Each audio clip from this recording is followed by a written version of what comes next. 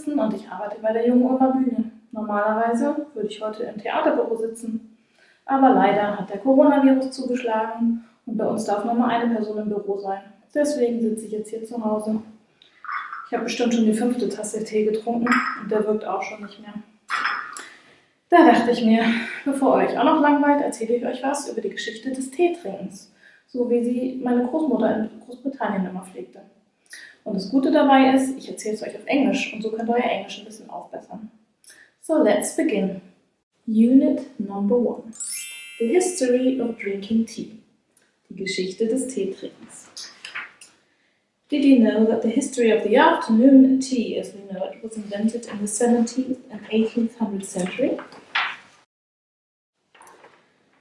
It was introduced by the first, no not the first, the second, the third, the fourth, the fifth, the sixth, the seventh Duchess of Bedford.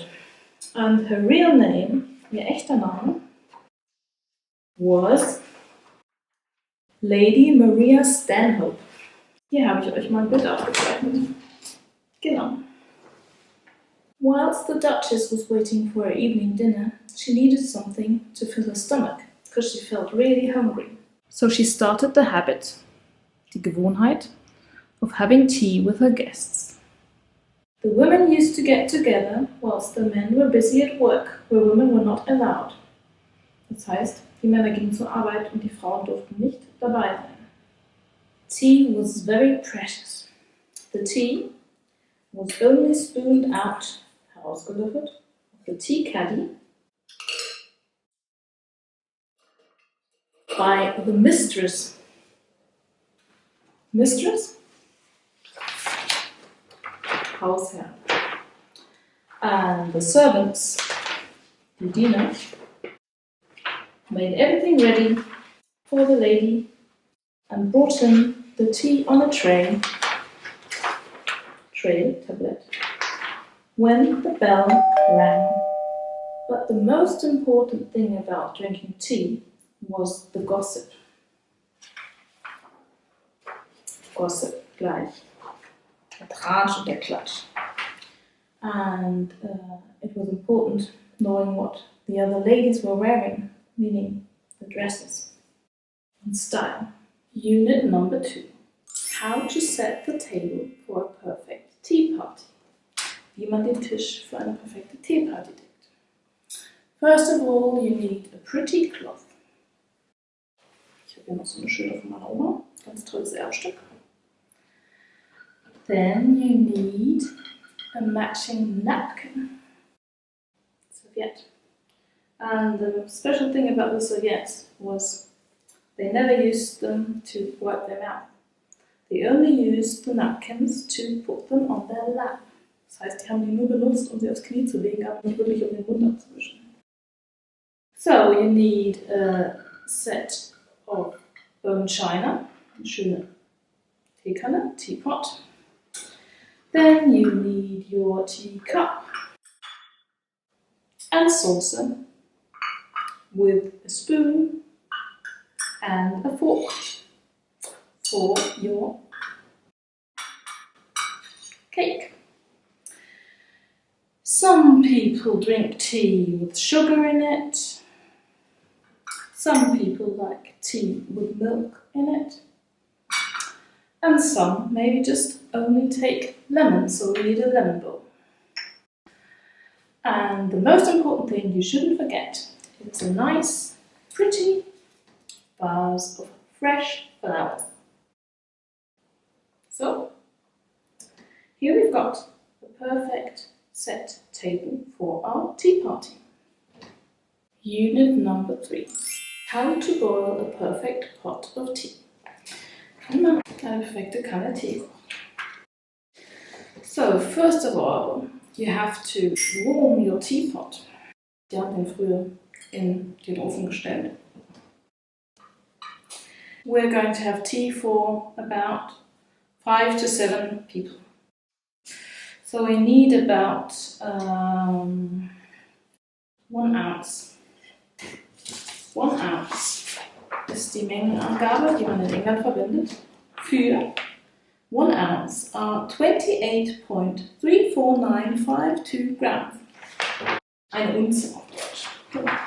Ich nehme jetzt einfach mal 2 Teebeutel für meine Kanätchen. So, then you have to fill your pot with cold, fresh water, also ganz kalt und frisch. And you're never allowed to boil water twice. Also niemals zweimal das Wasser kochen, weil das geht gar nicht. So now you're going to take the hot boiling water and pour it into your teapot.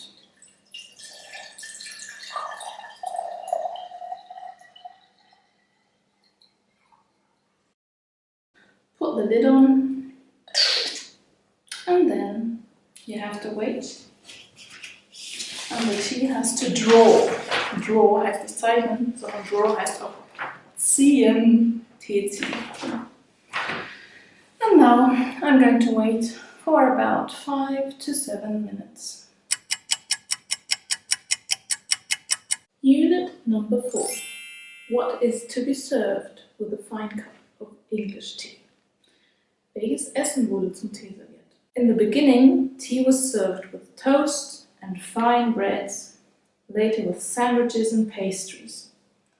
The children would only be allowed to join the ladies for about an hour at the so-called nursery tea, where they were offered hot scones or muffins with fresh fruit in summer. Unit number 5. When to serve which tea?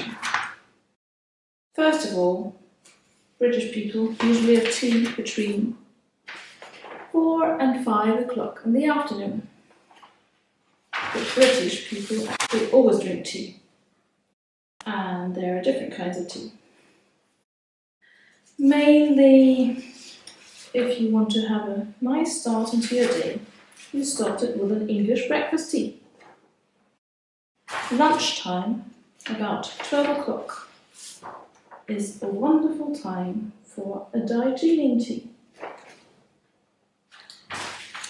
In the afternoon, it's time for a cup of Earl Grey, which is very refreshing with a piece of lemon.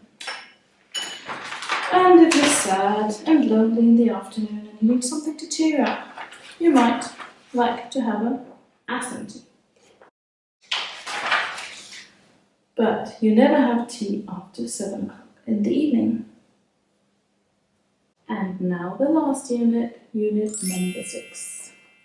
Clearing up the dishes, Geschirrspülen. The china was very expensive, sehr wertvoll. And the mistress used to take care of the dishes herself. Das heißt, die Hausherrin nahm meistens selber das Ganze in die Hand und wollte ihr Teeservice selber spülen. And the most important thing was the good old tea towel as we know it. Und wie sich es auch in Großbritannien jetzt weiter verbreitet hat. It was used to wipe and dry the fine bone china. So, I hope you had lots of fun with your tea party. Ich hoffe, ihr hattet Spaß und vielleicht habt ihr jetzt Lust, eure eigene Tea Party zu veranstalten. Aber vielleicht nehmt ihr nicht das Geschirr von der Oma, sondern vielleicht auch ein Plastikgeschirr, das ihr bei euren Eltern habt oder im Kinderzimmer. Und wenn ihr noch Ideen braucht, was man denn Leckeres zum Tee servieren, backen könnte, dann schaut doch einfach mal bei meinem Kollegen Markus vorbei, denn der hat ein paar ganz tolle Backrezepte für euch. Genau, viel Spaß! Bye bye!